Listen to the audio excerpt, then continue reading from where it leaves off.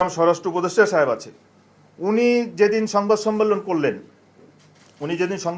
করলেন মৌলানা মামুনুল হক সাহেব পাশে, জুনায়েদ আল হাবিব সাহেব পাশে, মৌলানা রবিউল হক সাহেব উনি সুরা ওই পন্থের, উনি বাম পাশে বসে এক কোনায়, কিন্তু কথা বলতেছে মামুনুল হক সাহেব। মামুনুল হক সাহেব তো তবলিগের কেউ না, আমরা তো দেখিনি কখনো মামুনুল হক সাহেবকে তবলিগে। এবং আপনারা সাংবাদিক ভাইরা কিছু প্রশ্ন করেছিলেন জনাব স্বরাষ্ট্র উপদেষ্টা সাহেবকে, তো উনি সরাসরি বলতেছে অবশ্যই ওনাদেরকে আইনের আওতায় আনতে হবে, আমার ভাইয়েরা মামলা করুক, আমরা অ্যাকশনে যাব। এরপরে সাংবাদিকটা বললেন যে সাতপন্থীরা ইস্তেমা করতে পারবে কিনা, বললেন যে আমার ভাই একটা ভালো পরামর্শ দিয়েছে। সব কথা আমার ভাই, সব কথায়। একজন সাংবাদিক ভাই প্রশ্ন করলেন যে এই অবস্থায় সরকারের অবস্থান কি। উনি একটা কথা বললেন সরকার, এরপর একটা কমা দিয়ে বললেন আমি বলবো আমার ভাইয়েরা আলোচনা করুক। তো আমার ভাইয়েরা আলোচনা করে তো সমাধান করতে পারবে না। মৌলানা মামুনুল হক সাহেব তো পারতো, ওনার যে স্ট্যাটাস ছিল, ওনার যে খানদান, বাংলাদেশের ইতিহাসে ইসলামের মধ্যে ওনার খানদানের অনেক অবদান, আমরা মনে করেছিলাম যে উনি হয়তো এটার একটা সমাধান করে দিবেন। কিন্তু উনি তো এই আগুনের মধ্যে পানি না ঢেলে কেরোসিন ঢালছে, উনি তো এই আগুনের মধ্যে পানি না ঢেলে অকটেন ঢালছে। এখন উনি তো তৃতীয় পক্ষ, উনি তো আগুন কেন জ্বালায় রাখছে, উনি সমাধান কিভাবে করবে? জনাব বলে যে মহতারাম স্বরাষ্ট্র উপদেষ্টা সাহেব উনি ভাবছিলেন যে এটা মনে হয় খুব সামান্য একটা বিষয়। এটা দুইটা কারণ হইতে পারে। এটা হইতে পারে যে উনি এই ব্যাপারে উদাসীন, যে না এটা একটা সামান্য বিষয়, এটা সমাধান হয়ে যাবে। অথবা উনি ভাবছিলেন যে উনি ব্যস্ত অন্য কোনো কাজে, এই কাজে সময় দিতে পারেন নাই।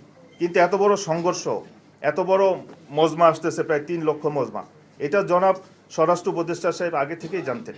কিন্তু আমাদের কাছে কষ্ট লাগছে, এটা 13ই ডিসেম্বর আমাদের সাথীদের উপরে হামলা হইল, গাড়ি ভাঙচুর হইল, আমাদের জনাব রেজা আরিফ ভাই, আমাদের মহিবুল্লাহ ভাই, আতাউর রহমান ভাই, বশির সিকদার সাহেব ওই গাড়িতে ছিল। এবং আপনারা দেখছেন ওই ভিডিও, সন্ত্রাসী স্টাইলে গাড়ি জ্বালাই দিতে যাবে, কিন্তু আমাদের টঙ্গীর ডিসি সাহেব এসে এই গাড়িকে বাঁচালো, গাড়ি ছেড়ে দিল।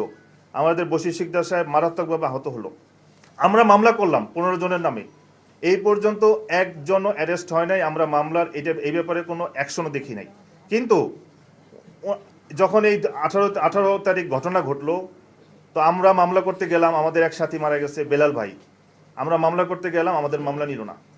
আমাদের মামলা না নিয়ে বরঞ্চ স্বরাষ্ট্র উপদেষ্টা সাহেব পাশে মামুন সাহেবকে বসে বলতেছে আপনারা মামলা করেন, আমরা অ্যাকশনে যাব।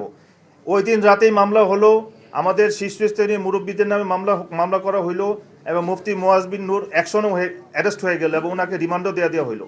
আমরা তবলিগের ইতিহাসে, বাংলাদেশের কথা বলছে, বাংলাদেশের তবলিগের ইতিহাসে দেখি নাই তবলিগ করার কারণে কোনো আলেম অ্যারেস্ট হয়েছে এবং রিমান্ড হয়েছে। স্বরাষ্ট্র উপদেষ্টা সাহেব তো শুধু হেফাজতের জন্য না, স্বরাষ্ট্র উপদেষ্টা সাহেব তো শুধু জুবাইরপন্থীদের জন্য না, উনি পুরা বাংলাদেশের সকলের জন্য স্বরাষ্ট্র উপদেষ্টা। উনি অভিভাবকের চেয়ারে বসে কিভাবে একটা পক্ষ নেয়? ওনার তো উচিত ছিল যে 2 ভাই মারামারি লাগছে, অভিভাবক এসে এখন মিলমিশ কীভাবে করা যায় ওইটা চেষ্টা করা। এই জন্য আমি মহতারাম ডক্টর ইউনূস সাহেব আছেন আমাদের, উনি এখন দেশের প্রধান এবং আল্লাহ তাআলা ওনাকে দেশের জনগণের খাদেম বানিয়েছেন।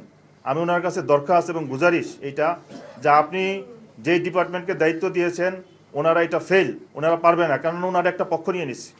এই জন্য আপনি দোনো পক্ষের শীর্ষস্থানীয় মুরব্বী যারা আছে ওনাদেরকে নিয়ে অতি সত্বর বসেন। আপনি যদি বসেন এই দোনো পক্ষের শীর্ষস্থানীয় মুরব্বীকে দিকে নিয়ে, এখানে তৃতীয় কোনো পক্ষ থাকবে না।